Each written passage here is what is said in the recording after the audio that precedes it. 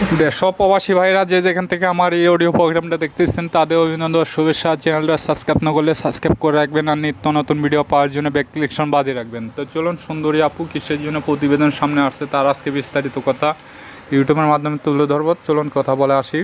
আসসালামু আলাইকুম। ওয়ালাইকুম সালাম। আসসালামু আলাইকুম। ওয়ালাইকুম সালাম। জোরে কথা বলবেন আপু। নাম কি আপনার?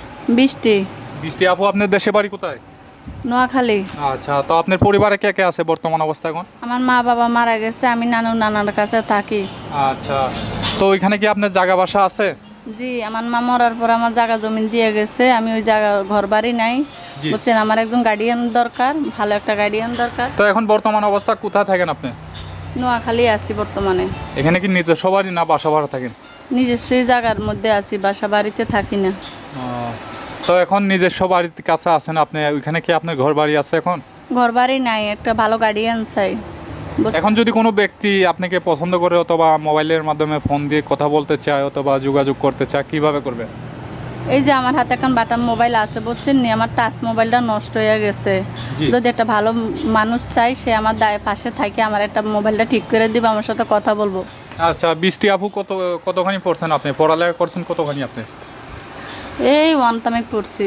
আচ্ছা, নাম লিখতে পারেন তো আপনি? জি জি। আচ্ছা, নানা নানি কাজ থাকেন, ওনারা কি কোনো কাজ করেন না আপনি কাজ করেন? ওনারা আমার কোনো রকম কাজ করে খাওয়ায় বড় করছে, এখন আমি কাজ করে ওনাদের খাওয়াই। কি কাজ করেন আপনি? বাসা বাড়িতে কাজ করি। কত টাকা বেতন পান? 3000 টাকা। এই টাকা দিয়ে পুরো সংসার চলে আপনার? কোনো রকম চলে। আচ্ছা, এখন যদি কোনো ব্যক্তি দায়িত্ব নিতে চায়, আপনার প্রবাসী দেশি ভাইরা আপনাকে সময় চায় অথবা অন্য কোনো বাসায় কাজ করার জন্য কোনো ব্যবস্থা করে দেয়, আপনি কি বলবেন? যদি উনি আমার দায়িত্ব নেয় তাহলে আমি কাজ ছেড়ে দিব, বুঝছেন নি। জি। আর কি করে খামো, উনি যদি আমার দায়িত্ব নেয় তাহলে আমি ওনার সাথে থাকবো, আর না যদি ওনার দায়িত্ব না নেয় আমি বাসা বাড়িতে কাজ করে খাবো। আচ্ছা, বাসা বাড়ি ছাড়া কি অন্য কাজ পারেন আপনি? সেলাই মেশিন এর কাজ জানি। এখন সেলাই মেশিন আছে আপনার? নষ্ট হয়ে গেছে। আচ্ছা, কোনো ব্যক্তি যদি আপনাকে সেলাই মেশিন অথবা ঠিক করে দেয় অথবা নতুন একটা কিনে দেয়, আপনি বাসায় বসে কাজ করতে পারবেন তো? অবশ্যই পারবো, যদি ওনার মনে দয়া হয়, যদি লইয়া দেয় তাহলে আমি বাসা বাড়িতে বইয়া থাকবো, কাজ করে খামো। আরে আচ্ছা, এমন তো লোক আছে আপনাকে ফোন দেবে, তাদের বিয়ে শাদী হয়েছে, বয়স্ক মানুষ, বাচ্চা কাচ্চা আছে, তাদের দায়িত্ব নিতে পারবেন আপনি? অবশ্যই, সে যদি কালা হয়, লুজা হয়, কোনো সমস্যা নেই, সে যদি আমার দায়িত্বটা নেয়, বুঝছেন নি। আমার জায়গা জমিন আছে কিন্তু ঘর বাড়ি নাই, সে যদি আমার গার্ডিয়ান হয়ে আমার নেয় তাহলে আমি ওনারা রাখবো আমার পাশে। আচ্ছা, আপনাকে বিয়ে করার পরে কি আপনার এখানেই রাখতে হবে না আপনি ওই ওনার সাথে চলে যাবেন? যা উনি যদি আমার নিতে চায় তাহলে যাবো, আর উনি যদি আমার জায়গা জমিনে আছে, যদি ঘর বাড়ি করে আমার কাছে থাকে তাও থাকতে পারবে। আচ্ছা, কিভাবে যোগাযোগ করবে?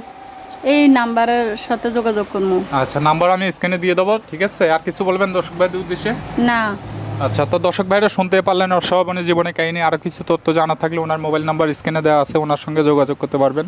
তো প্রেম ভালোবাসা, সাহায্য সহযোগিতা, বিয়ে শাদী আপনাদের একান্ত ব্যাপার। আসুন অন্য কেউ নামাজ পড়ার সুযোগ করে দেয়, নিজেরা নামাজ পড়ি। আসসালামু আলাইকুম।